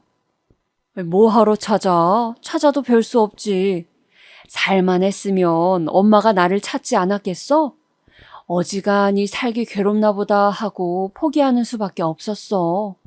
요즘이야 다들 먹고 살만 하니까 그렇게 가족들끼리 끈끈하고 웃고들 서로 찾고들 사는 거지. 우리 때는 먹을 거 없으면 찢어지는 것도 일상다반사였어. 끝끝내 엄마는 그렇게 자기 엄마와 남동생을 만나보지 못하고 그냥 본인이 이룬 가정만 보면서 살아갔답니다. 그럼 우리 엄마의 이후 인생은 평탄했냐 하니 그런 것도 아니에요. 참 이런 건 대물림이 되면 안 되는 건데 외할머니도 그렇고 우리 엄마도 그렇고 어쩜 그렇게 남편 복이 없는 걸까요? 저는 고등학생이 되었을 무렵 엄마에게 사정사정을 했었거든요. 엄마, 제발 아빠랑 이혼해. 왜 그러고 사는 거야? 아빠 맨날 저렇게 엄마 때리고 못 살게 굴잖아. 나도 이제 아빠라면 징글징글해. 나 신경 쓰지 말고 이혼해. 우리 둘이 다른 데 가서 살자, 어? 엄마는 이렇게 제가 맨날 말을 해도 듣지 않았어요. 아빠는 툭하면 술을 마시고 엄마를 괴롭히고 그걸 말리는 저에게도 험한 소리를 해가면서 온 가족들로부터 외면을 받게 되었어요. 정미야, 그러는 거 아니야. 니네 아빠 불쌍한 사람이야. 자기 집에서도 외면당하고 인생이 힘들어서 그래. 아빠가 술 먹으면 이상한 거지. 평소에는 안 그런다고. 하여간 술이 웬수야. 술을 못 먹게 해야 되는데. 이런 쓸데없는 소리를 해가면서 아빠를 감싸는 거예요. 엄마가 이렇게 아빠한테 험한 꼴을 당하면서도 감싸는 데에는 이유가 있기는 했어요. 한창 서울의 상경에서는 촌스러울 때 그지없었던 아가씨인 엄마를 우리 아빠가 점 찍어두고 결혼을 강행했었거든요. 그 당시 아빠네 집, 그러니까 우리 할머니 댁에서는 반대가 장난이 아니었다고 해요. 아이고, 이 녀석아, 어디서 저렇게 애비애미도 없고 근본도 없는 것을 갖다가 끼고 살려고 해? 네가 저 집 부모요 뭐요? 아무짝에도 쓸모없고 돈도 뭣도 인물도 없는 걸 갖다가 어쩌겠다는 거야. 우리 엄마는 그 당시도 삐쩍 말라가지고 볼품이 없긴 했지만 글쎄요, 그 당시 아빠 눈에 보기엔 어딘가 매력이 있긴 했었나 봐요. 하지만 나중에 알게 된 얘기지만 우리 아빠에게도 첫사랑 여자가 있었다고 하더군요. 엄마도 그걸 모르는 건 아니었나 봐요. 듣고 얼마나 속이 터졌는지 모른답니다. 아유, 뭐 그럴 수도 있는 거 아니냐. 니네 아빠가 엄마랑 나이 차이가 얼마나 나는데 자그마치 7살이나 차이가 났잖아. 그럼 그 전에 연애하는 여자가 있었겠지.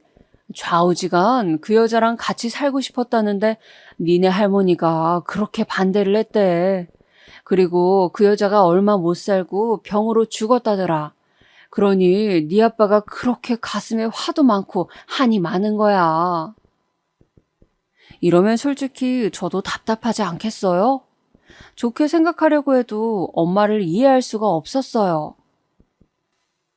엄마는 바보야? 다른 여자 좋아했던 남자를 뭐가 좋다고 그렇게 덜렁 따라갔었대. 엄마는 속도 없어? 그런데 엄마는 그런 걸 따지는 것조차도 사치인 상황에 있었나 봐요.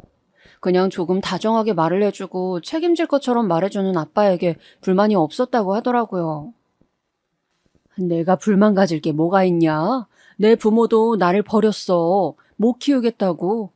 다들 자기들 팔자가 박복하다고 나를 버리고 갔단 말이야. 그런 와중에 네 아빠는 생판 남인데 첫눈에 내가 좋다고 같이 살자고 하더라. 그러더니 얼마 안 되어서 결혼하겠다고 자기 집에 끌고 간 거야. 지금 엄마며 누나들이 그렇게 쌍심 지키고 반대하는데 곧 죽어도 나랑 살아야 된다고 악을 써댔어. 그러니 나는 얼마나 뭉클하겠냐? 생전 그런 사랑은 받아본 적이 없어. 이 말을 생각하면 너무 가슴이 아린 것 같아요.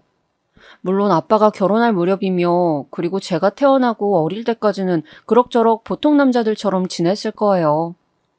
엄마한테 손찌검을 하고 기분대로 굴기 시작한 건 좀 더 지나서이고요.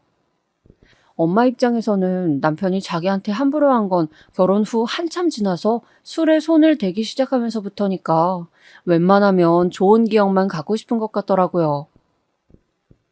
아유, 답답해. 나는 몰라. 아빠 맨날 저렇게 막무가내로 술주정을 부리고 밖에서도 싸움하고 들어오잖아. 툭하면 엄마랑 나한테 풀어대고 말이야. 왜 바보같이 그냥 그러고 사는 거냐고. 제 딴엔 엄마가 안쓰러워서 그렇게 말했는데 바보 같은 우리 엄마는 해실해실 웃으면서 말을 하더군요. 저는 저런 게 남자의 사랑이라면 도저히 결혼 같은 건 할 수 없다는 생각이 들었어요. 아니야. 네 아빠는 저래도 술만 안 마시면 괜찮아. 적당히 마시면 그렇게 이쁜 말을 해주는데 많이 마시면 사람이 완전히 돌아버려서 헛짓을 하는 거야. 그러니까 조금만 먹여야 해. 이런 바보 같은 소리를 하고 있으니 제 속은 터질 수밖에요. 그렇다고 정말 저까지 엄마를 외면할 수는 없는 거잖아요. 어릴 적에 한두 번 들었던 얘기지만 외할머니로부터 그렇게 버려진 우리 엄마를 생각하면 저는 늘 가슴이 아려왔어요. 글짓기를 할 때 엄마를 주제로 하는데 그때도 몇 마디 안 쓰고 눈물이 펑펑 흘러나오더라고요. 자기를 낳아준 엄마한테 생이배를 당한 주제에 자기가 낳은 자식은 무슨 일이 있어도 끌어안고 사는 사람. 자기를 걷어준 남편에게 나중에 얻어맞으면서도 끝까지 첫 의리를 지키는 사람, 그게 바로 우리 엄마였으니까요. 그런 엄마가 좀 편해졌으면 좋겠는데 제가 22살이 되었을 무렵 급기야 큰일이 일어나고 말았어요. 저는 대학에 가고 싶었지만 집이 너무나 어려워서 여기저기 일을 하러 다니게 되었어요. 우리 엄마는 결혼을 20대에 했지만 저를 한참 늦게 낳은 편이거든요. 엄마 나이도 많은 편이고 아빠는 술 먹고 맨날 저리 뻗어져서 얼굴색은 심각하게 나빠져 가고 있고 그냥 이 허름한 집을 일으켜 세울 것은 저밖에 없는 것 같았어요. 그렇게 고깃집 알바며 일반 회사 아르바이트며 왔다 갔다 하면서 정말 코피 쏟을 정도로 움직이고 있었어요. 그런데 어느 날 아빠는 집에서 혼자 계시다가 그냥 그렇게 저와 엄마 중 아무도 없는 중에 그저 주무시듯 우리 곁을 떠나버린 거예요. 매일을 술병을 생명처럼 여기고 살던 아빠였고 단 한 번도 부모로서 좋은 감정을 가져본 적이 없었지만 그렇게 생을 마감할 줄은 정말 꿈에도 몰랐어요. 너무 어이가 없고 황망한 기분으로 급히 장례를 치르게 되었고 아무것도 할 줄 모르는 저를 대신하여 제가 알바하는 곳 두 군데의 어른들이 와주셔서 이래저래 알려주시기도 하고 정말 이때 가족보다 남들이 더 저를 살뜰하게 챙겨주더군요. 우리 엄마는 그 와중에 엄청 충격을 받았던 것 같아요. 아빠가 돌아가셨다고 저에게 전화로 알려온 것이 엄마였지만 장례를 치르고 한동안 엄마는 일을 나갈 수가 없었답니다. 엄마 괜찮아? 오늘은 좀 일어날 수 있겠어? 이제 그만 기운 좀 차려야지. 언제까지 그러고 있을 거야, 엄마. 이렇게 아무리 말을 걸어도 엄마는 우울해하면서 일어나질 못했어요. 하지만 며칠 안가 더 충격적인 소식을 듣게 되었으니 가뜩이나 살기 바쁘고 험난해 죽겠는데 아빠는 우리 앞으로 빚을 남겨두고 간 거예요.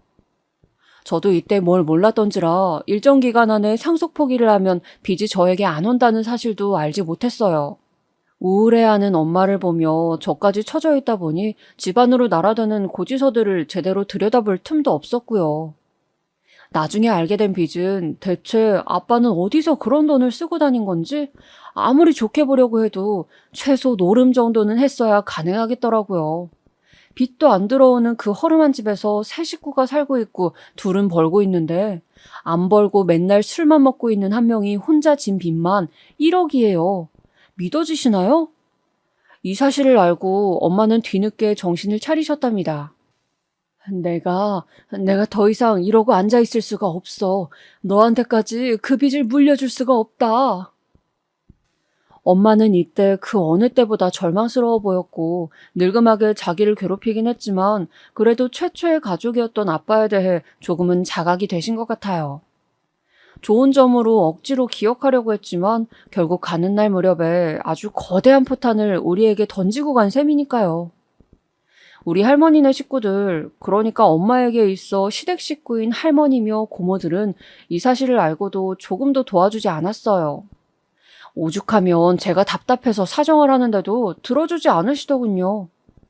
그중 둘째 고모가 얼마나 말을 얼처겁게 했는지 몰라요. 얘, 니네 아빠랑 우리랑 연락 끊고 산 게 벌써 10년이야. 니네 할머니 아들 어떻게 사는지도 모르고 살았어. 니네 엄마도 양심이 있으면 며느리가 돼갖고 먼저 연락이라도 하고 찾아뵈고 했었어야지. 지금 이렇게 죽고 난 다음에 빚이 얼마 있더라 같이 갚아달라 하면 너 같으면 얼씨구나 갚아줄 생각이 나겠어? 니네들끼리 꽁냥꽁냥 살면서 생긴 빚 아니야? 그거 어디 콩고물 우리한테 조금이라도 줬어? 아주 그렇게 쌍심 지키고 반대하는 결혼하더니 아주 꼴이 좋다. 죽을 때까지 갚으면서 살라고 해. 이 말은 차마 우리 엄마한테 전할 수가 없을 정도로 무섭디 무섭고 정남이가 떨어지는 말이더라고요. 우리 엄마가 무슨 자기 남동생을 그리고 할머니에게 있어 아들이었을 우리 아빠를 뺏어갔다는 말투로 말하니까 말이에요.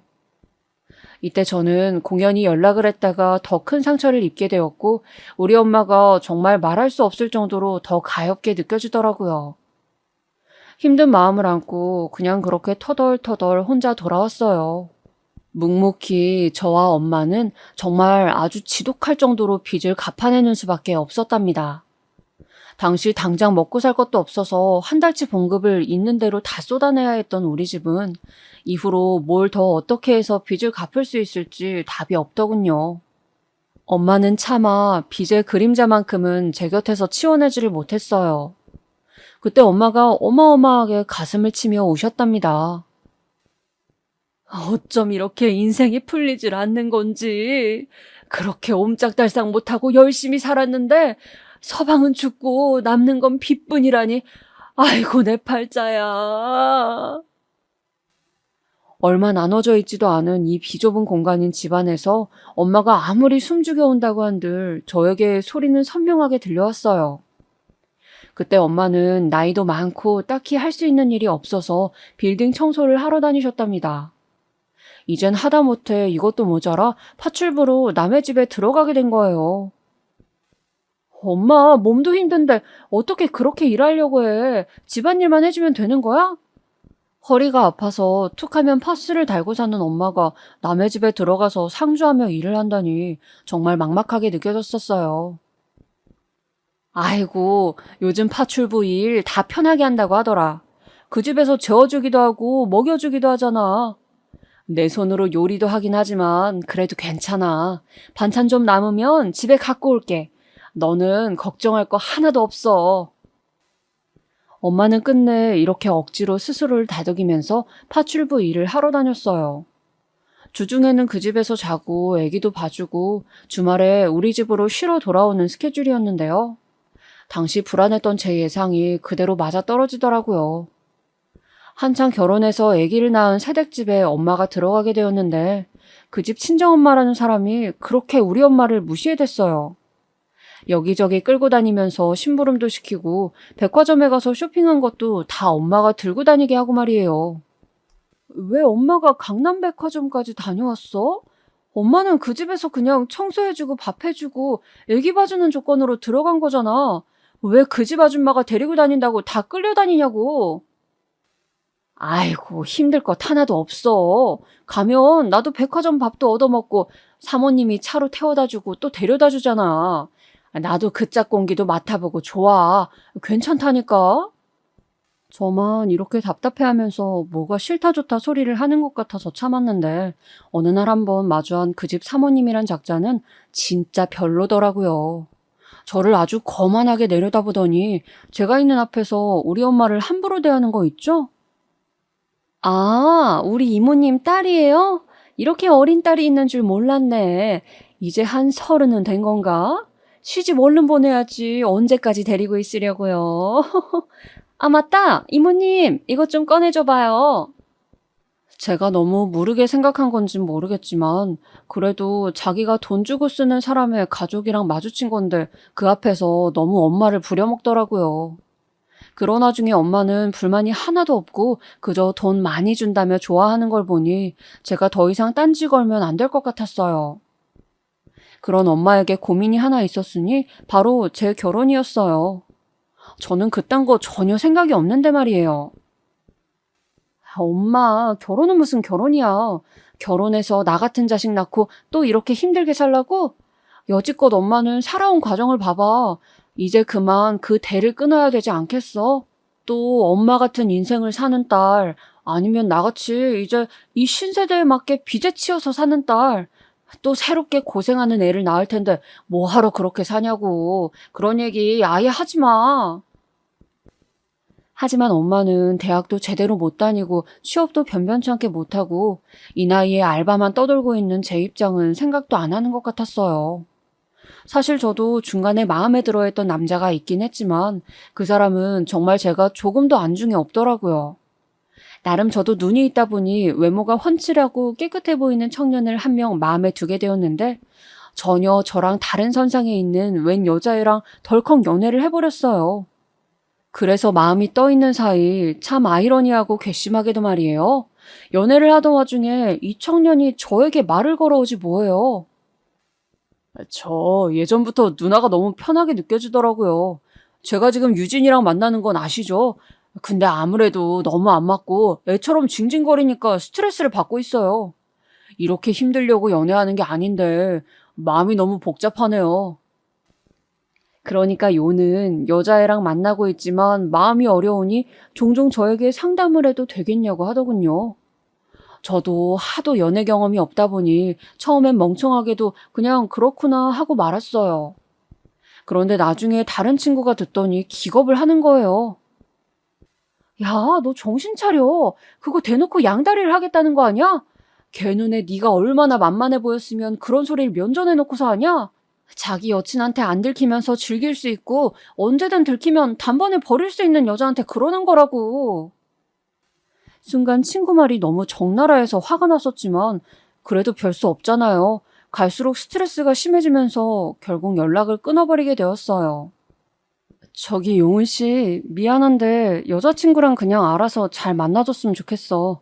내가 아무리 생각해봐도 나를 만만하게 봐서 그러는 것 같아. 용은 씨가 어떻게 생각한다고 해도 내 입장은 그래. 이제 연락 안 했으면 좋겠어. 이렇게 틀어져 버린 저의 관계란 이후로 남자라는 존재를 그렇게 막 호의적으로 보기 힘들어지더라고요. 한동안 한참을 이때의 트라우마에 시달리면서 마음을 잡지 못했고 꽤나 힘들어했던 것 같아요. 점점 30이 넘어가고 나니까 엄마도 갈수록 제 결혼에 대한 열망은 좀 사그러지시는 듯 했고 고생고생하며 우리 엄마와 저는 거의 빚을 다 갚을 것 같은 고지에 서게 되었어요. 둘이 합쳐서 빚을 갚는 거니까 마음 같아서는 턱턱 한 5년 만에 끝내고 싶기는 했어요.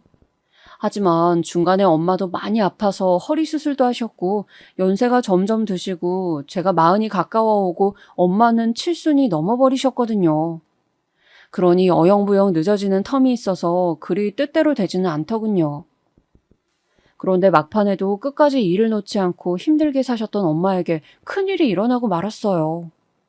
어쩌면 제 인생에서 그렇게 늘 답답해하고 짐처럼 여기고 저를 화나게 했던 사람 우리 엄마는 저에게 있어 정말 간절한 생명줄 같은 존재였나 봐요. 엄마에게 일이 생기자마자 저는 거의 얼마간 받아들이질 못해서 방황했거든요. 술도 못하는 제가 이런 때에 술이라도 마셔야 하나 싶을 정도로 어지러운 기분이 들었어요. 이유인 즉슨 엄마가 암 판정을 받으셨거든요. 연세가 많으신 편이라고는 하나 부모에게 생긴 커다란 질병 앞에 웬만하게 이성적으로 받아들이긴 힘든 것 같아요. 아빠를 그렇게 어영부영 보냈지만 그리고 아빠는 엄청 인생을 불성실하게 대했으니 어쩔 수 없다고 생각했어요. 그런데 우리 엄마는요. 제가 여기까지 적어온 내용으로 다들 대강은 아시겠지만 엄마 정말 열심히 사셨어요. 태어난 이래 엄마는 한 번도 편히 누워보고 쉬어본 적이 없어요. 아직까지 제 가슴을 정말 아프게 하는 말은 바로 그 말, 아빠에 대한 감상이에요. 그렇게 술 먹고 자기에게 손찌검을 하고 함부로 말을 하던 남편을 그래도 자기를 가족으로 택해준 사람이라고 붙들고 있었던 건 말이에요. 나는 그래도 니네 아빠 원망 안 해. 니네 아빠가 처음 너 낳았을 때 나한테 얼마나 칭찬해줬는지 알아? 잘했다고 고생 많았다고 했어. 그런 칭찬은 정말 받아본 적이 없어. 나도 네가 내 목숨 같고 귀하지만 내가 어디서 그렇게 칭찬을 들어본 게 처음이야. 그만큼 너도 아빠도 나한테는 너무 귀해. 내가 만든 가족이라 너무 좋고 감사해. 그렇게 산전수전 다 겪고 힘들었으면서도 엄마는 아픈 허리를 부여잡고 늘 새벽이면 바로 오뚜기처럼 일어나서 찬물을 들이키고 얼굴을 마구 씻어낸 다음 머리를 질끈 묶었어요. 저를 깨울 때 늘 이름을 부르고 한 번도 저에게 함부로 말을 하거나 야단치거나 매질 한 번을 한 적이 없는 엄마예요. 손맛이 좋았던지라 음식도 잘하고 길 가다가 채소들을 팔고 있는 할머니들을 보면 그냥 지나치지를 못하는 그런 사람이에요. 정말 한 번도 게으름을 피우며 누워서 쉬는 모습을 본 적이 없을 정도로 엄마는 그렇게 부지런하게 제 몫을 다해서 열심히 사는 사람이었어요. 그런데 엄마가 왜 빚을 다 갚아가고 우리도 겨우 이사를 할 형편이 되었을 때 이제사 여행도 좀 다녀보고 놀아보려고 하는데 이때 하필 암에 걸려버린 걸까요? 우리 엄마 아무래도 너무 고생해서 그런 걸까요? 6, 70 넘어가는 나이에 파출 부며 그 험한 빌딩 청소에 화장실 청소에 맨날 고무장갑을 끼고 수세미를 들고 다니며 온몸에 락스와 피존 냄새가 섞여 있던 우리 엄마. 그렇게 그냥 보내야 하다니 저는 엄마의 인생이 너무 불쌍해서 견딜 수가 없었어요. 조금이라도 더 젊고 체력이 있는 제가 엄마 대신 더 일을 많이 했었어야 했는데 엄마를 너무 고생시켰던 것일까요? 암이라는 단어 앞에 제가 생각할 수 있는 단어는 고작 이런 것들 따위 뿐이었어요. 그리고 그건 시작도 안 했다는 것을 몰랐고요. 이후로 진행되는 많은 수술들과 절차들은 외려 아프기 전보다 더욱 엄마와 저를 피로하게 하더군요. 엄마, 조금만 힘내. 이거 치료하고 조금 나아질 거야. 많이 아파, 엄마? 나이가 40이 넘어버린 딸이 이제 같이 늙어가는 딸이 죽을 상을 하고 울고 있으니 엄마는 그게 더 힘들었나 봐요. 울지 말라고 계속 연신 쭈그러진 제 미간을 억지로 잡아 누르면서 말하시더라고요. 정미야, 엄마 괜찮아. 울지 마, 울지 마, 이 녀석아. 힘들어 보이는 엄마는 계속 이런 말을 했고 제 곁에서 완전히 숨을 마무리할 때 역시 엄마는 여전히 같은 얼굴로 그렇게 서서히 옅어져 갔어요. 엄마의 손을 놓을 수가 없어서 한참을 쥐고 있던 저는 도저히 엄마의 얼굴을 마주할 자신이 없어 고개를 들지 못했어요. 하지만 의외로 몇 번이나 이를 악물고 턱뼈가 부서지도록 악을 쓰며 겨우겨우 엄마의 얼굴을 보니 생각외로 엄마의 얼굴은 그렇게 힘들어 보이지 않더군요. 인생사 그렇게 힘들게 얽매여서 살면서도 제대로 인생에 대항하지도 않고 다 수긍하고 살던 그 모습처럼 엄마는 모든 걸 놓아버린 듯 순하게 잠든 표정이었어요. 그렇게 엄마의 얼굴을 제 가슴에 아름답게 묻었으면 좋았겠지만 참 변변치 않은 사정으로 살다 보니 가난은 이렇게나 저렇게나 저를 올가매더라고요. 가난은 죄라고 말하던 누군가의 입을 어떤 때는 비틀어버리고 싶은 심정이었지만 이때만큼 공감했던 때도 없었던 것 같아요. 장례를 치를 마땅한 재정이 있지 않았기 때문에 이때 결국 화장을 하게 된 거예요. 빚을 다 갚아간다고 생각했지만 엄마의 암 진단으로 인해서 우리는 참 미련하게도 마땅히 들어놓은 보험도 없었고 생활력이 없었던 거죠. 그걸 있는 대로 다 받아내려니 돈은 돈대로 다 나가고 생활은 더 궁핍해져가고 그 사실이 말년에 엄마를 더 괴롭게 했던 것 같아요. 어렵사리 화장을 결정하고 너무 어이가 없어 눈물도 안 나오려던 시점에 저는 한 사건을 경험하게 되었습니다. 보통 이 이야기를 들은 대부분이 듣고 놀라고 빠르게 공감을 하기는 힘들어 하더군요. 그만큼 현실성이 느껴지지 않는 이야기예요. 당시 저희 의뢰를 맡아주었던 장의사님이 계셨는데요. 그분께 이런저런 사정을 말하게 되었어요. 얼핏 봐도 연세가 많아 보이시는 분이긴 했는데 그래도 여기서 오래 일해오신 분이라 그런지 설명할 게 많지는 않더라고요. 저도 모든 게 처음이었고 너무 어수선한 상황이기도 했어요.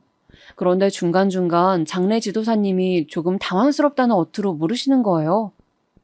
저도 잘 몰라서 이런저런 상황을 좀 쓸데없이 다 말하고 횡설수설하기도 했는데 그래서 그런지 필요 이상의 얘기가 많이 들어갔던 것 같아요. 저 어머님 성함이 이자 영자 순자시라고요?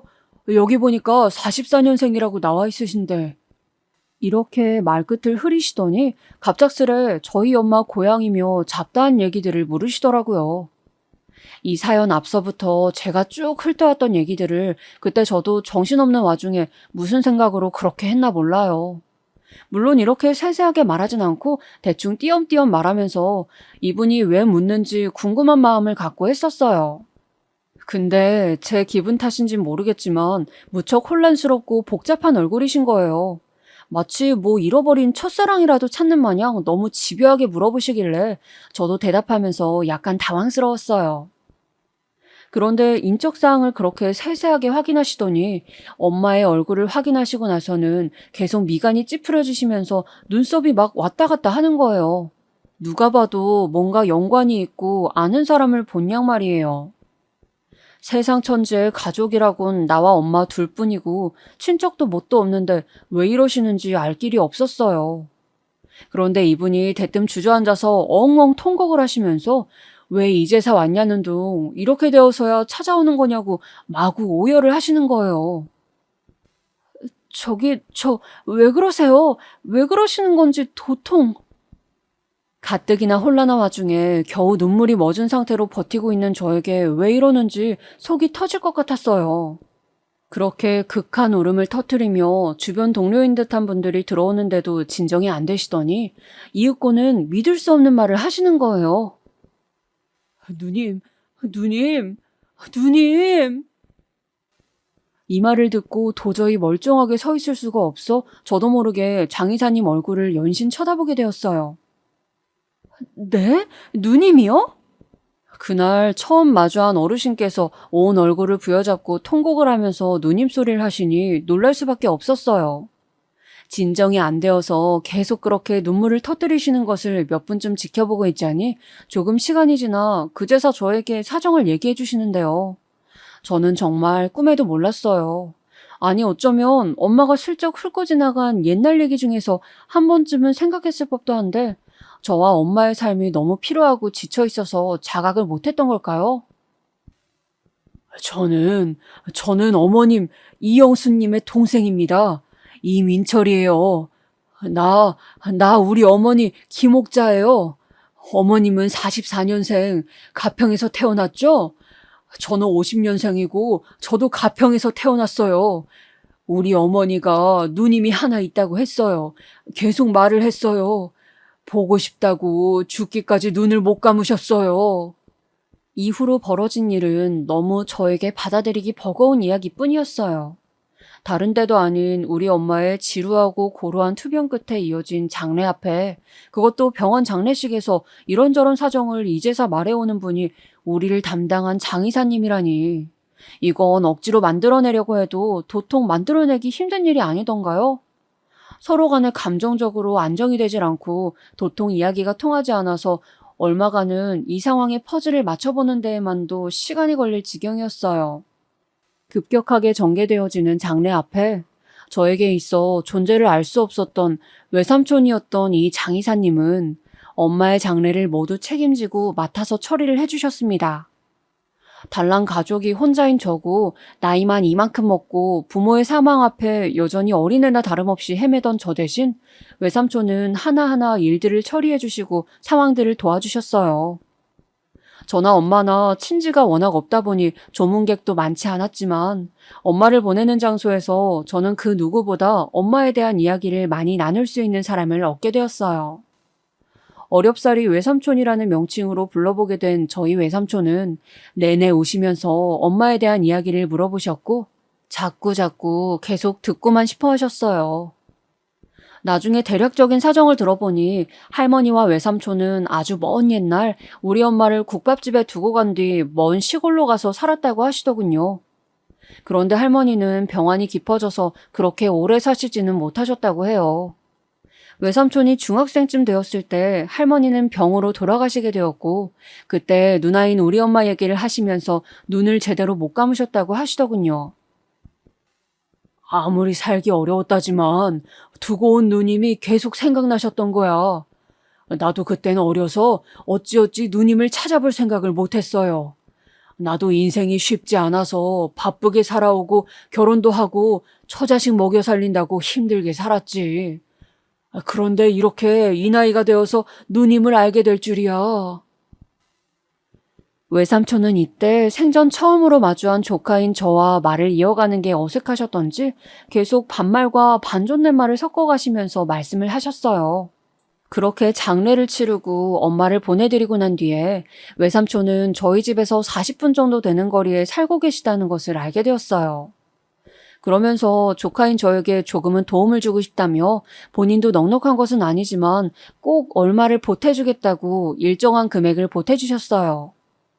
아마도 엄마가 평생을 빚 갚느라 힘들게 살았고 말년에 암으로 고생하며 역시 경제적으로 너무 어려웠다는 것을 듣고 그러신 것 같아요. 그러고 보니 어느덧 이게 벌써 몇 년 전의 일이 되었네요. 당시엔 순식간에 고아가 되어버린 느낌이 들어 가슴이 답답하고 힘들었는데 이렇게 갑작스럽게 찾아온 외삼촌의 존재는 여전히 몇 년째 새삼스럽게 느껴져요. 연락을 자주 할 때에는 한 달에 한 번 정도, 그리고 1년에 한 번 추석 때에는 꼭 외삼촌 댁에 찾아가서 뵙고 있어요.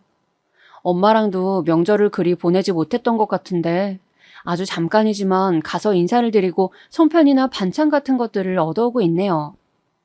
외삼촌은 아직도 조금 어색하신지 저를 이름으로 부르시진 않아요.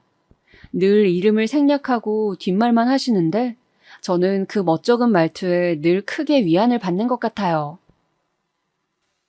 저기, 엄마가 안 계셔도 하늘 아래에는 삼촌도 있으니까 걱정하지 말고 살아라. 언제든 힘든 거 있으면 얘기하고, 알았지? 사실 엄마가 살아계실 때, 아니, 암으로 투병하실 때만이라도 마주했으면 얼마나 좋았을까 생각이 들어요. 왜 이 생각이 안 들었겠어요? 그래도 이제는 이쯤 되니 시간이 좀 지나고 나니 그냥 세상살이 상황이 일어나는 대로 받아들이게 되는 것 같아요. 엄마는 어땠을까? 이 땅 아래 나를 혼자 두고 가면서 엄마 마음은 어땠을까 싶지만 마지막 엄마의 얼굴은 아주 편안했어요. 그 하나에, 그리고 암만 생각해도 실감이 나지 않는 그 순간에 외삼촌을 만나 뵙게 된 것으로 저는 삶에 큰 위안을 가지려고 해요. 저야 늘 지질이 복도 없는 집안이라고 늘상 원망하며 살아왔지만 당사자인 엄마는 아주 편안한 얼굴로 마무리를 지었어요. 저도 그렇게 편안한 얼굴로 문을 닫을 날을 생각해보며 엄마의 에너지를 그대로 이어서 살아보려고 합니다. 들어주셔서 감사합니다.